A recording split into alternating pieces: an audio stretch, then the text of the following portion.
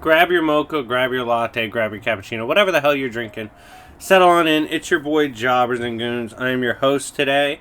And this is going to be a podcast style video because I'm doing several versions of the characters, so you guys kind of can just sit back, relax, and listen to what I got to say. But this is an extreme vampire battle between Vampire Hunter D and Alucard. We're going to do 3 rounds. That's what was requested. First round, it's going to be like what they bring to the table on a consistent basis, who I think would win. Then we're going to have equal stats. Then we're going to have high ends for both. If you guys are a fan of battles and wild scenarios like this, smash the like button. Let's try to get it to 100 likes. That'd be amazing. Without further ado, let's begin. Now, Alucard is a character, obviously famous, the most famous vampire in his verse. He also, one of the more interesting things about him when you first start reading him is you realize they like to counter a lot of tropes about vampires. For example, he can go out in the sunlight, he just doesn't like that shit. But Alucard has a very wide array of talents. For example, shape-shifting, summoning, soul manipulation. He's able to absorb characters and use their soul/existence as familiars. He can have life absorption and use that to aid himself if he's hurt. He can only really ever be hurt by holy weapons, decapitation, and like truly dastardly methods. And even then, usually it'll only KO him.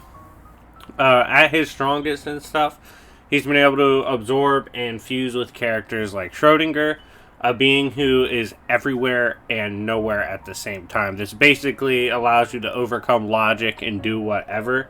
And as a result, this makes Helsing's Alucard very dangerous in terms of his versatility. Now, in terms of insane scaling, they don't show any actually like insane AP or whatever. But with the Schrodinger hacks, he does have something very valuable that he brings to the table. Next, we have Vampire Hunter D. Vampire Hunter D is a character who kind of exists as an anomaly, as both not really full human, not really full vampire, not really full anything. He's like a Dhampir. And this makes him an anomaly to existence. Now, Vampire Hunter D has done crazy things such as battling the infinite desert, even destroying its heart. He has his blade, which basically scales to himself and his true latent power and can cut even through on like an astral level, all levels, because of his own power. He's able to survive being BFR to a place beyond time and space, survive in a realm that was nothingness itself.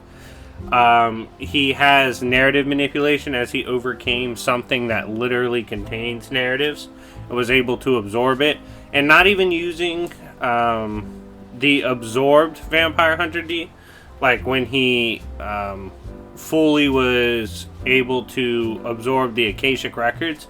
We're just talking about what he is capable of doing so too.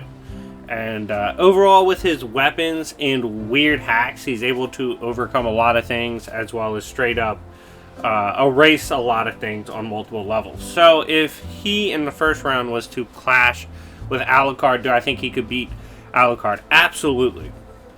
While in this round, Alucard does bring to the table some pretty interesting abilities and techniques, he just simply wouldn't scale at this point in the consistent versions of both to Vampire Hunter D. As a result, I have Vampire Hunter D taking the first round. Now, second round, we have equalized stats. What is this? This is basically a round where we equalize the AP difference, speed, all of that. We basically go with abilities, techniques. This round's a lot more interesting, as obviously Alucard has shown a lot of varying degree of hacks. Everything from absorption, manipulation, to breaking logic itself after absorbing a character that's beyond logic, which was Schrodinger, as well as using his own powers and essence. It gives him a pretty interesting bag of tricks. On D's side of things, he has conceptual attacks, surviving conceptual attacks, surviving BFR.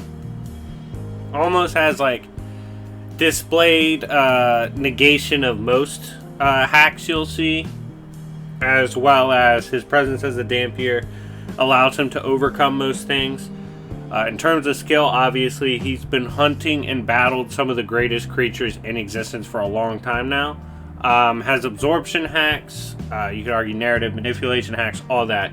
And as a result, Vampire Hunter D is incredibly dangerous. Now, if they crashed in this format with equalized stats, I do believe it'd be very interesting back and forth, but I do have D winning slightly, probably his biggest win con being like conceptual erasure and being able to attack on a conceptual level.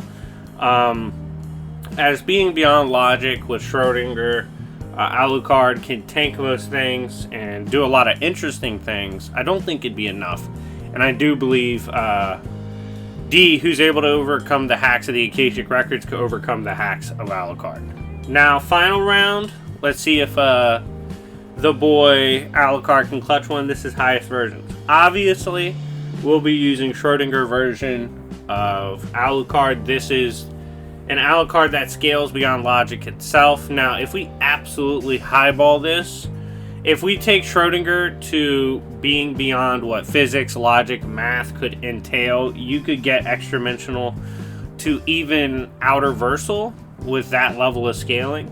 Depends on how you want to argue it and how you would accept that meta. On D's side, his best scaling comes from stuff like one-shotting the Infinite Desert, surviving nothingness realm itself, even battling and overcoming and absorbing the Akashic Records, which controls time, space, dimensions, narratives, all types of different story, logic, all these things.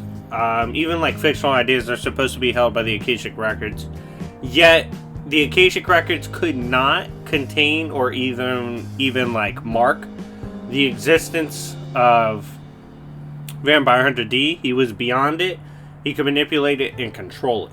So if these two were to clash, highballs, I got Vampire Hunter D, and it's not remotely close. He absolutely shit stomps in this round in terms of overall just how potent and powerful he is in comparison to Alucard's high end. In the end, I got Vampire Hunter D winning in a clean sweep. Now, I can understand the appeal of the battle, but at the same time, even with these 3-round methods, I believe Vampire Hunter D is just as superior. In the end, I have him winning. But anyways, guys, thank you so much for watching. Let me know what you think in the comment section down below. Check out the other videos on Coffee Shop Comics, and check out my main channel, Jobbers and Goons. I'm almost at 20K, and it'd be amazing if you subscribe over there. Anyways, guys, thank you so much for watching. It's been your boy, Jobbers and Goons, your host for Coffee Shop Comics, and I'll see y'all later. Peace.